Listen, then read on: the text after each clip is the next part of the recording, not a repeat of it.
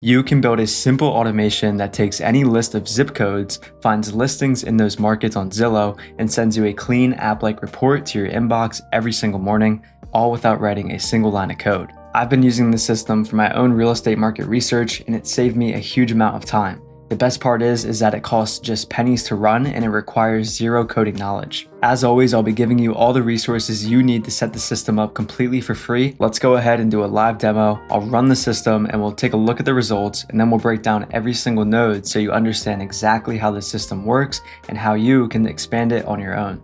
So this is a very straightforward linear workflow. I've labeled each section so we can visualize what's happening at a high level. The first part simply kicks things off every morning at 8 a.m. and pulls in the list of zip codes from a Google Sheet. The idea is that whatever zip codes you're interested in investing in, you just come into this sheet and add one as a new row. There's also a town column, which is purely for organization, and a max price field that we'll use later as a part of the search criteria. I wanted to include the max price in this demo for two reasons. First, it's a really useful data point to filter by, and second, it shows how easy it is to expand the sheet with additional search criteria. Think days on the market, square footage, price per square foot. You can simply add a new column for the criteria, then pass that value in to the appropriate nodes later in the workflow, which I'll show you how to do in just a bit. Right now, I've got 3 zip codes in the sheet, so I'm going to hit execute and watch the workflow kick off. First, it pulls in the rows from the Google Sheet. From there, this next section handles a few optimizations, which we'll come back to in a bit. Then each zip code gets sent to our Apify actor. That actor goes out to Zillow and scrapes the listing data for each one of the zip codes. This section here is a simple polling strategy. It checks every few seconds to see whether those actors have finished scraping Zillow, and it just keeps looping until they're done. In the next section, we take those dataset IDs and pull in all of the listings from each dataset. Then we aggregate everything into a single list and pass it into this HTML node, which generates a clean, well-designed HTML page with all the listings, including photos, key data points, and direct links back to Zillow. That HTML is then sent in the body of an email to whichever email address you choose, and just like that, you've got fresh real estate listing data for all these zip codes delivered to your inbox every single morning.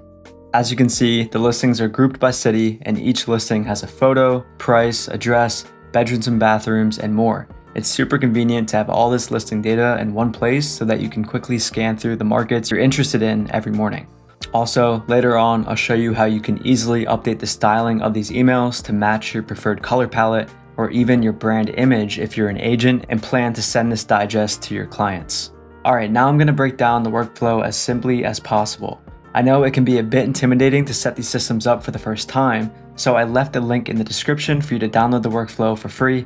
That way you can have the workflow in front of you, ready to go, and follow along with this video to understand how it's working and how to set up the proper credentials. Okay, it starts out with the schedule trigger node. This node lets us run the workflow on any custom interval. Once a day, once a week, every hour, totally up to you. In my case, I have it set to run every day at 8 a.m. When that trigger fires, each node in the workflow runs one by one in chronological order. The next node is a Google Sheets node, and its job is to pull in the zip codes from our Google Sheet. Here's the sheet again. We have the zip code, town, and max price. These last 2 columns are highlighted in light gray to indicate that they shouldn't be updated manually. They'll be filled in automatically later on in the workflow. In the node configuration, I'm selecting the Google Sheet from this list and then choosing the correct tab within that sheet. This list shows all of the sheets within our Google account, so just make sure you have this Google Sheet created in your own account first. And of course, I'll leave a link for you to download or copy this sheet so you don't have to set it up yourself. You'll also need to create a new credential to give n8n access to your Google account. To do that, you'll click Create New Credential and then enter your client ID and client secret.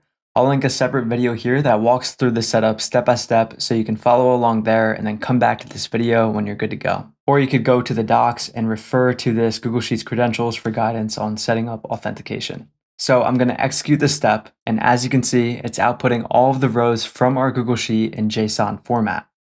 Each column becomes a key, and then the cell values become key value pairs, and each row is returned as its own object inside the list. Right now, there are 3 objects in this output, 1 for each of our rows in the Google Sheet. So any node you connect after this one will receive all of that output data, But since this is a list, the next node will actually run once for each item in that list. In this case, we have 3 zip codes, so this next node is going to run 3 times, once for each zip code. This node is an if node. It checks whether a condition is true or false, and then routes that data down the appropriate branch. Here, it's checking if the last run ID exists and is not empty. Right now, none of the rows in our sheet have a last run ID, so all 3 items will go down the false branch, pass through the merge node, and go into the HTTP request node. I'll break down what happens in this section later on when the last run IDs do exist. So again, all 3 items are passing through the merge node and going into the HTTP request node. If we take a look at the HTTP request node configuration, it's set up to communicate with Apify using an API request. Apify is a service that lets us run actors, which are essentially scripts that scrape data from different websites. On the Apify platform, there are tons of different actors available. Google Maps, TikTok scraper, Facebook, Instagram scraper. All of these actors are custom scripts that are designed to scrape different websites. We need to use a Zillow actor. There's a bunch here, but for today's use case, we're going to use this one. It's called Zillow Zip Code Search Scraper, and so to run this actor from our n8n workflow, we need to send an API request. In this top right corner, there's a dropdown with API endpoints, and this one up top is used to run the actor. So you would just copy this URL, paste it into the URL field here, make sure it's a post request, and it's pretty much that simple to send an API request to our Apify actor. Though you do need to set up authentication so that Apify knows it's really you who's trying to use the actor through your account. So under authentication, select predefined credential type. Under credential type, select Apify API. And under Apify API, select create new credential. And here is where you'll input your API key, which is kind of like a password to connect to your account.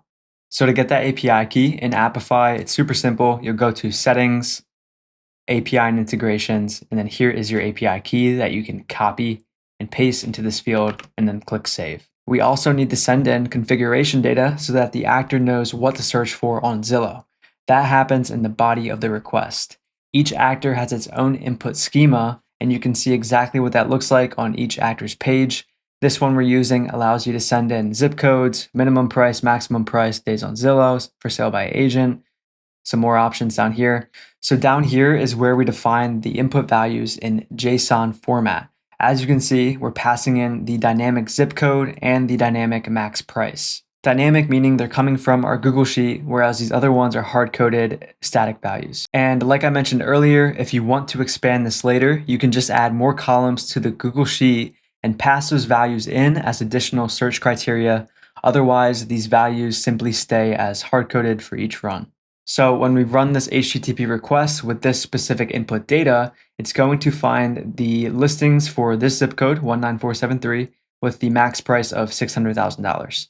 Now, the Apify actor costs us about $2 per 1,000 results. So I set this max items on the query parameters as a way to control the costs. You can increase or decrease this based on your preferences. Right now it's set to 6, and just to be clear, this is 6 items per zip code. So in total, since we have 3 zip codes, we'll be getting 18 listings returned. As a pricing example, if you're running this every day with 10 zip codes and you set max items to 5, that's 50 listings per day. When you do the math, that comes out to roughly 10 cents per day for this service. But since Apify gives you $5 per month on the free plan, it's pretty much free. Anyway, let's move on. Since we currently have 3 zip codes, this HTTP request node will execute 3 times, once for each zip code, and each run returns a unique run ID. Because we need to wait for all these runs to finish, the next section of the workflow implements a simple polling strategy. It waits 5 seconds and then uses the built-in Apify node to check the status of the run with the unique run ID returned from our HTTP request node. So here it is waiting 5 seconds, and in a second it's going to get the run based on that ID. And as you can see, the run returns the status running. So that status is sent to this if node, which basically checks if all 3 of our zip codes have the status of succeeded. If any of them are still running, then it loops back around and waits another 5 seconds. And the cycle repeats until all 3 of our zip codes have the status of succeeded. So again, it's waiting another 5 seconds. We get the runs. By now, they're all succeeded, so then the if node will return true, and we move on to the next section. All three of those items move through this merge node, and then we update the Google Sheet with the run ID and the finished at timestamp. As you can see here, we're targeting each row by the zip code, and then updating those fields by mapping in the values from the previous nodes. So we're dragging in the ID like that, and then we're dragging in the finished at like so, and converting it to a date time and then formatting it. So in the sheet, it'll look like when we execute the step, it's going to look like this. We have our finished at timestamp and then the last run ID.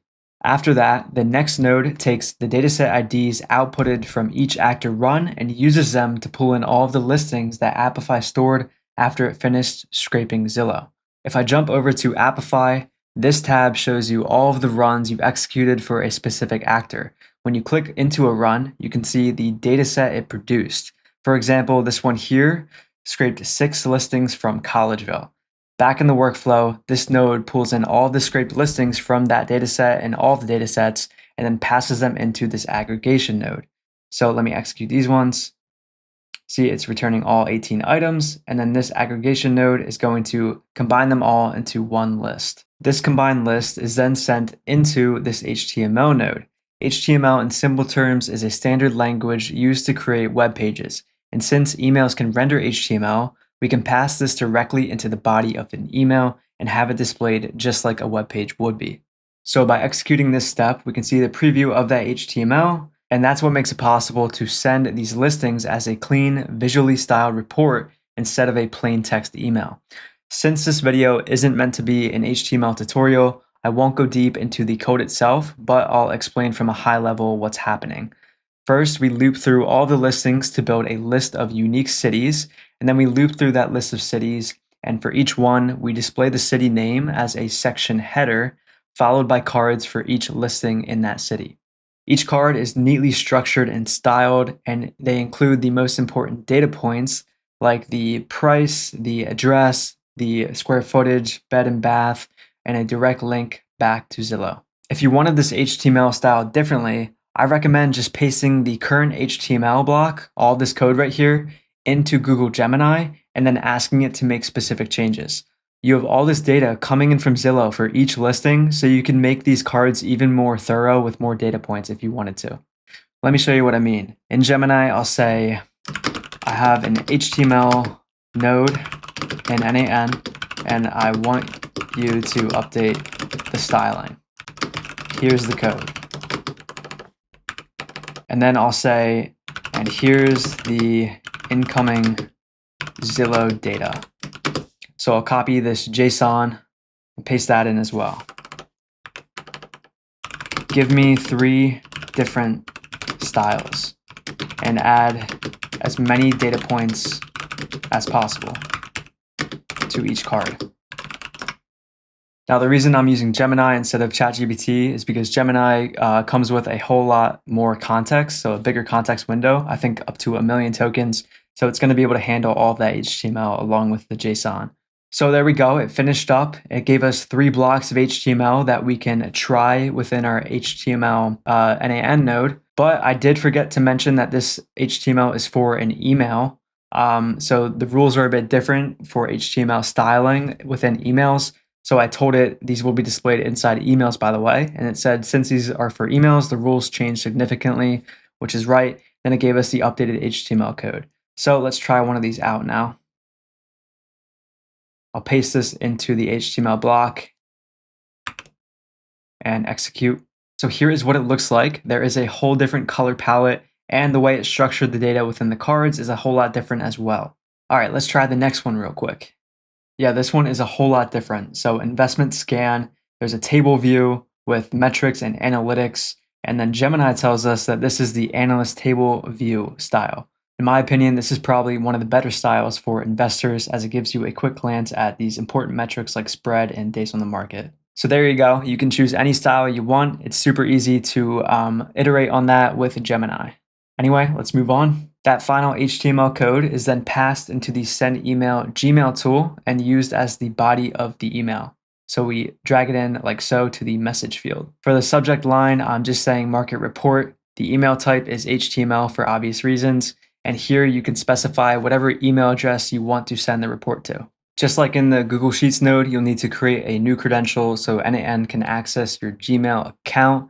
You can reuse the same client ID and client secret we set up earlier. Now, when I execute this last node, you'll see that email appear in my inbox. There it goes. And here is our fresh listing data styled beautifully within our email for all of our zip codes. Okay, that's the end of the workflow. It's super simple once you understand the overall structure and what each section is responsible for. Now, real quick, let's go back to this section that we skipped over earlier. Now that we have rows in the sheet with the last run ID, we can see how this part works. So I'm going to execute these couple of nodes manually. And again, this if node checks if the last run ID exists and then sends it up to the true branch if it does exist. All three of our rows are sent to this Apify node, which will get the run by passing in that last run ID. The output contains a bunch of metadata about the run, including the finished at timestamp. This output then goes into the next if node, which performs a conditional check on the finished at timestamp. Specifically, it checks whether the last run completed less than 12 hours ago. If it did, the row goes down the true branch, which skips the part where we would normally rerun the actor for that zip code. In other words, if the listings were already fetched within the last 12 hours, we don't run the scraper again, because that data already exists in the Apify dataset. Those listings will still show up in the email since we're still using the existing dataset ID to pull in the listings that were fetched earlier. And that 12-hour window is completely arbitrary. You can change it to whatever makes sense for your use case. The main benefit here is avoiding unnecessary actor runs, especially while you're testing the workflow, so that you don't waste money. If the condition is false, the workflow comes down here, where we simply set the zip code and max price in this edit fields node, so the HTTP request node has the correct input data to run the actor. And by the way, these merge nodes are important because they wait for all inputs to arrive before moving on to the next step. For example, if 2 out of our 3 rows already had last run IDs and went down this branch, and the remaining row went down the other branch, the merge node will wait until both paths finish processing. Once everything is done, it combines all 3 rows and sends them together to the next node. Alright guys, that is the full workflow. Instead of manually scrolling through Zillow and plugging in the zip codes one by one, this system delivers your market research straight to your inbox every single morning. What I really like about the setup is that it's cheap, it's genuinely useful, and it's also a great way to learn how automation tools like n8n work, so you can start building custom systems like this for all kinds of use cases. If this is something that interests you, make sure to like the video and subscribe to the channel. I definitely plan on expanding this workflow and turning it into something even more powerful for real estate market research. Thank you for watching all the way until the end of the video. If you have any questions, leave them in the comments. I'll see you in the next one.